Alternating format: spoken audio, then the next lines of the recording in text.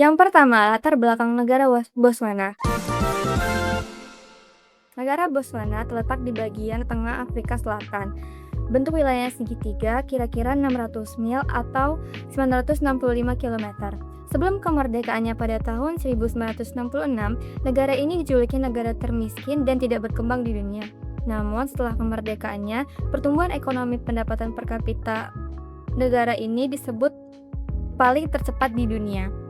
Sebagian besar penduduk negara Botswana banyak sudah tinggal di perkotaan, tetapi juga masih banyak penduduk yang tinggal di desa dengan mata pencarian berternak dan bertani.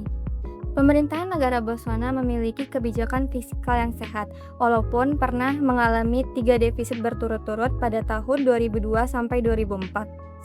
Sayangnya, pendapatan ekonomi negara Botswana menurun dikarenakan banyaknya pengeluaran anggaran kesehatan untuk penduduk negara Botswana dikarenakan mereka banyak mengidap penyakit HIV. Selanjutnya, Botswana memiliki ekonomi pasar bebas dan tradisi kuat perencanaan pemerintahan pusat untuk menyediakan infrastruktur bagi investasi swasta. Ekonominya telah berkembang sejak pertengahan 1960-an, yaitu produk domestik bruto meningkat 100 kali lipat. Relatifnya, rumah tangga pedesaan merasakan manfaat dari penjualan ternak. Hampir setengahnya tidak memiliki ternak dan kurang dari 1/10 memiliki setengah dari ternak di negara itu, rata-rata 100 ekor masing-masing.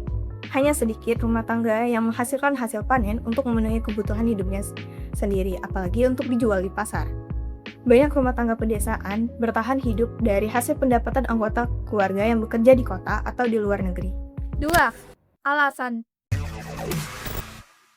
Berdasarkan fakta yang ada, kami menyimpulkan bahwa Botswana telah mencapai tahap 2 dan menuju tahap 3. Alasan mengapa kami mengatakan Botswana telah mencapai tahap 2, yang pertama, yaitu Botswana telah mengalami peningkatan ekonomi yang signifikan dan adanya peningkatan pendapatan. Hal ini dapat dilihat dari pendapatan nasional bruto real yang meningkat sebesar 401% dari tahun 1980 dan 2014. Alasan yang kedua, yaitu pemerintah Botswana telah bekerja sama dengan pihak swasta. Hal ini dapat dilihat dari pembangunan di Botswana yang sudah ada campur tangan dari pihak swasta. Alasan yang ketiga, yaitu Botswana telah mengalami peningkatan kesejahteraan masyarakatnya.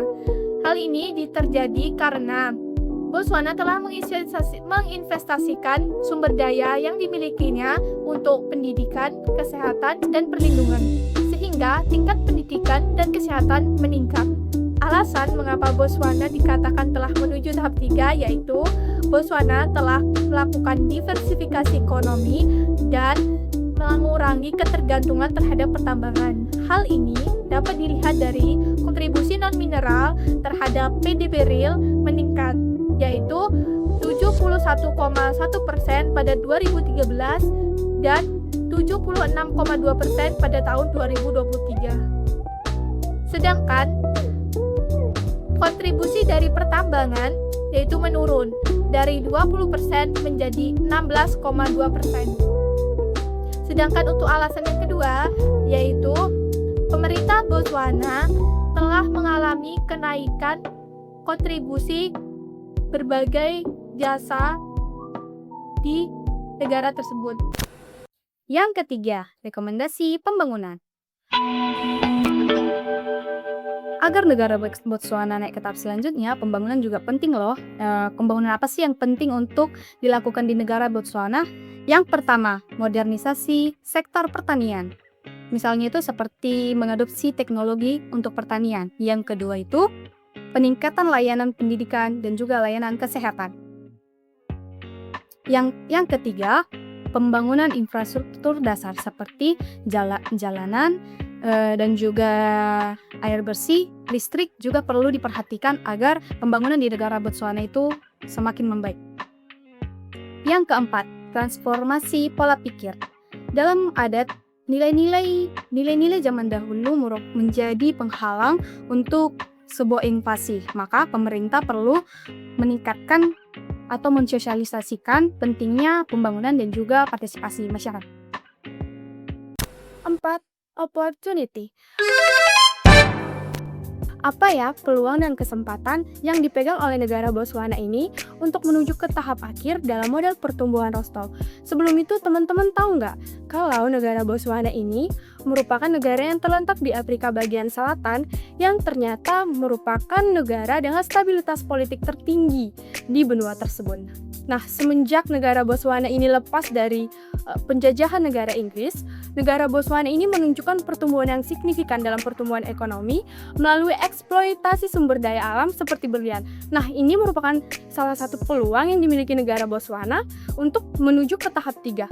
Selain itu, ada juga beberapa kebijakan yang sangat bagus yang diterapkan oleh pemerintahan pada negara Botswana, seperti pengembangan zona ekonomi khusus, yang kedua, mitra publik swasta dalam infrastruktur, yang ketiga, diversifikasi pertambangan, yang keempat, diversification economy drive dan UKM, dan yang kelima, reformasi kebijakan dan perjanjian internasional. Nah, jadi teman-teman, dari beberapa kebijakan itu dan eksploitasi sumber daya alamnya yang sudah signifikan bertumbuh, ini bisa menjadi peluang dan kesempatan negara Botswana untuk menuju tahap tertinggi dalam model pertumbuhan Rostov. Yang kelima, hambatan. Untuk naik dari tahap 2 ke tahap 3, tentunya di mana kesejahteraan berasal dari sektor swasta dan juga peran pemerintah, Botswana tentunya memiliki hambatan baik dalam struktur maupun kebijakan. Yang pertama itu ketergantungan terhadap sumber daya berlian, di mana Botswana memproduksi 80%, namun pada 2024 kasusnya itu di mana mereka produksi berliannya turun 33%, yang artinya di mana pendapatan negaranya juga menurun. Yang kedua itu tingkat pengangguran dan ketimpangan sosial. Pengangguran tercatat sekitar 27% pada 2024. Yang ketiga, keterbatasan infrastruktur dan sumber daya manusia, di mana banyaknya perusahaan asing yang mengeluarkan tenaga kerja lokal yang memiliki skill dan menggantikannya dengan tenaga kerja asing. Ini juga menjadi salah satu hambatan Botswana. Yang keempat, peran pemerintah. Swasta belum sepenuhnya berkembang, di mana dalam kasus beberapa rencana privatisasi BUMN seperti air dan Botswana Communication Corporation terus tertunda. Untuk yang kelima yaitu korupsi dan kelola yang diperbaiki. Botswana dicatat tidak memiliki angka korupsi yang tinggi, namun ada beberapa kasus. Karena dalam negara itu tentunya pasti ada kasus korupsi, seperti di Botswana pada 2023, di mana kementerian membelanjakan 600 juta tanpa persetujuan yang resmi.